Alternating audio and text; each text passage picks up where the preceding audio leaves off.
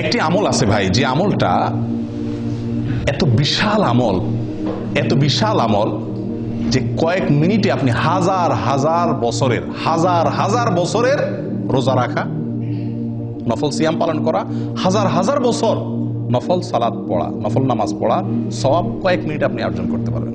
বলবো পদ্ধতিটা? সুবহানাল্লাহ। নবী সাল্লাল্লাহু আলাইহি ওয়াসাল্লাম বলেন, মান গাসসালা ইয়াউমাল জুমআতি ওয়াক্তাসাল ওয়া বাক্কারা ওয়াবতাকার ওয়া মাশা ওয়া লাম ইয়ারকাব ওয়া দানা মিনাল ইমামি ফাস্তামা ওয়া লাম ইয়ালগু। যে ব্যক্তি 5টা কাজ করবে জুমার দিনে, শুক্রবার দিনে যে ব্যক্তি কয়টা কাজ করবে? 5টা কাজ। আসলে কাজ একটা, 5টা শর্ত পূরণ করে একটি কাজ করবে, সে ব্যক্তির জন্য আল্লাহ সুবহানাহু ওয়া তাআলা কি রাখছেন বিনিময়?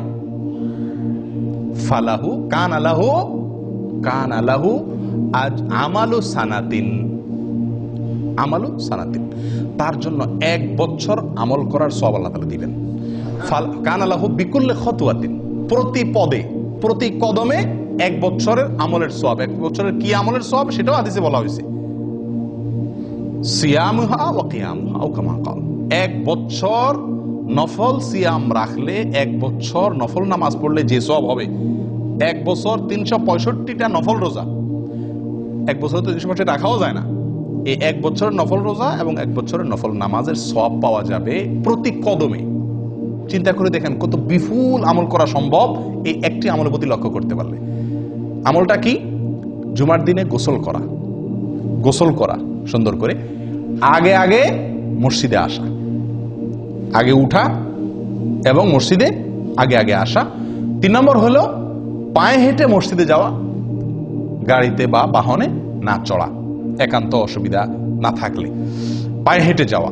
4 নম্বর হলো ইমামের কাছাকাছি চলে যাওয়া, দূরে না বসা, সামনাসামনি বসা, কাছাকাছি বসা। 5 নম্বর হলো মনোযোগ দিয়ে খুতবা শোনা, কোনো অনর্থক কথাবার্তা না বলা। কয়টা শর্ত? 5টা শর্ত। গোসল করা, আগে আসা, পায়ে হেঁটে আসা, ইমামের কাছাকাছি বসা, মনোযোগ দিয়ে খুতবা শোনা, কোনো কথাবার্তা না বলা। এই 5 শর্ত যদি পূরণ করে কি আসে, তাহলে প্রতি কদমের বিনিময়ে 1 বছরের নফল সালাত, নফল সিয়ামের সওয়াব পাওয়া যাবে। প্রিয় ভাইরা, আমি কি বুঝাতে পারছি? কত বিশাল সুযোগ বলেন।